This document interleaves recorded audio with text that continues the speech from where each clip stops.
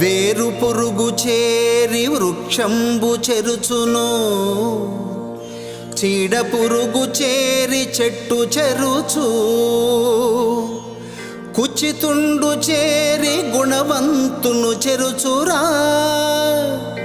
విశ్వదాభిరామ వినురవేమా.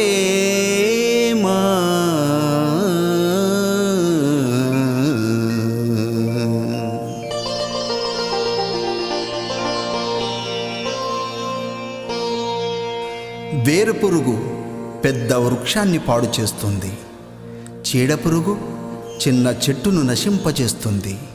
చెడ్డవాడు గుణవంతుడిని చేరి అతడిని నాశనం చేస్తాడు.